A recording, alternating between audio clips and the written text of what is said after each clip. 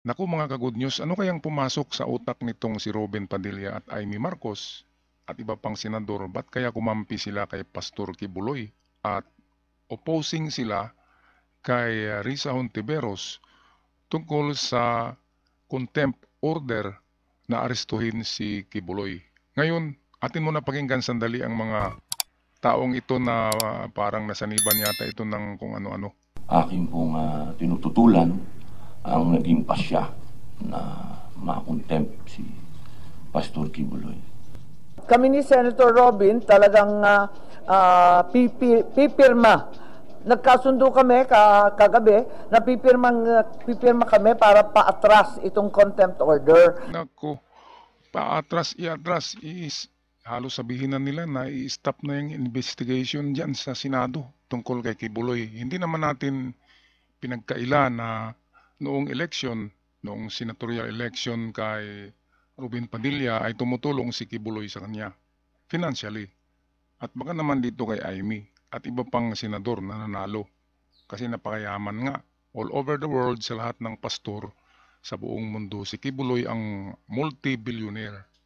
Kasi araw-araw daw niyan, merong 3 million income, net income sa mga tauhan niya galing. Yun naman ang hindi ako ang nagsabi niyan, narinig ko lang sa iba pang mga whistleblower.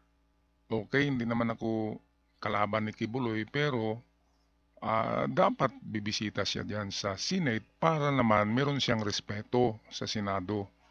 Kasi kapag kalabanin mo ang batas, ang Senado, yan na kasing pinakamataas na pangalawang pinakamataas na posisyon sa presidente, ang Senate. Kaya nga ang patalsikin ng Senate ang presidente kung gusto nila, ipangkaraniwang tao lang. Maliban kung talagang anak ng Diyos, ay hindi pwedeng tanggalin yan sa pagkaanak ng Diyos. Tinatawag nga ni yung kanyang tauhan noon na disappointed son of God. Okay, kaya eto sa Davao ay ready na ang PNP na arestuhin si Kibuloy kapag may dumating na subpoena. Make that may dumating na warrant of arrest, tapos na pala yung subpoena. Warrant of arrest na ngayon talaga para kay Kibuloy dahil sa 4 na beses na siyang hindi dumalo sa imbitasyon sa Senado.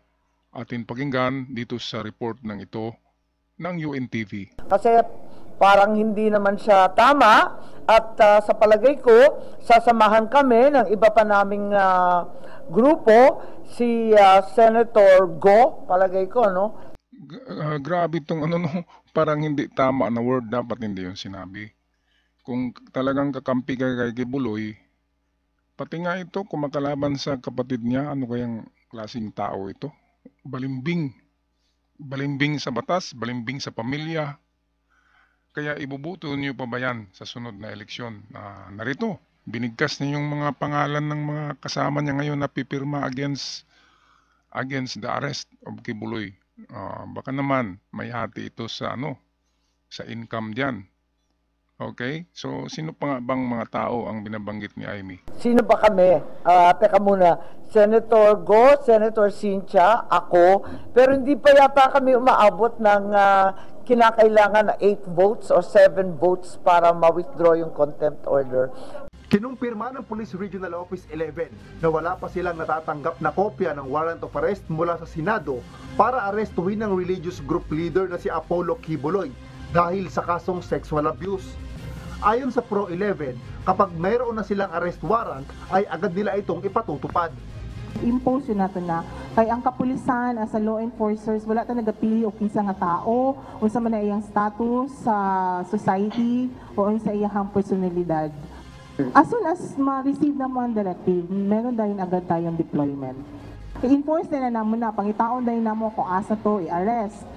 Pero sa ngayon, patuloy pa ang kanilang intelligence monitoring sa kinaroroonan ni Kibuloy. Tama yan. Dapat lang mangibabaw ang batas ng tao kaysa batas ng isang tao lamang. Dahil ang ating konstitusyon ay ginawa yan pabor sa kapakanan ng taong bayan, hindi sa kapakanan ng iilan o isang tao na nagsasabing siya ay anak ng Diyos. Patuloy natin panoorin ang bidyong ito ng UNTV. Managawas. Pero wala man po'y confirmation nga naroon po siya sa Davao City. But if nasa Davao City, paganahon natong intelligence sa nato community, and then kato kung mag-posting po ta sa GMC or sa iyang balay kung pasinday mo uli or mo adto ana ng mga lugar. Mahigpit ding binabantayan ng Aviation Security Unit ang mga lumabas na aircraft sa Davao Airport sakaling umalis si Kibuloy gamit ang kanyang private jet. Before an aircraft will take off, nangingi po yan ng clearance. And dun sa clearance na yun, may tatlo pong signatories dun. Isa na rin po dun ang PNP, which is the final signatories kung bibigyan po ng clearance. But if ever meron po mga notice or information or kung ano mang pong documents na to hold yung kanilang flight, that would be the standing authority of the CAAP itself. May narinig ako diyan na matagal na daw na lumipad si Kibuloy, nagpahatid na doon sa isang lugar na hindi kayang pasukin ng otoridad. Sa ibang bansa yun. Sa tingin ko dito lang, malapit lang yan sa Malaysia na mga isla. At of course, bumabalik din dito ang kanyang jet plane para hindi mahalata na wala na siya dito. Kaya kung tingnan dyan sa kanyang airport, nariyan lahat ang kanyang sasakyan. Pero ang totoo niyan ay, sabi sa narinig ko ay matagal na daw na wala dito kaya hindi nagpapakita sa video. Yung audio lang ang pinaparinig niya kasi yung background ay hindi yung bahay niya, hindi yung kingdom niya at hindi yung lugar niya. Okay, so eto, the truth will set you free. Ang katotohanan mag-set ng someone free from persecution na katulad nito. Good luck sa inyo, Pastor Kibuloy, at sana lumitaw ka para malinis mo ang pangalan mo. At kapag nanalo ka diyan, kapag na-set free ka diyan sa Senado, ibig sabihin ay totoo ang mga sinasabi mo. Hanggang sa muli, mga ka-good news, ako'y magpaalam na sa bayan ng Pilipinas.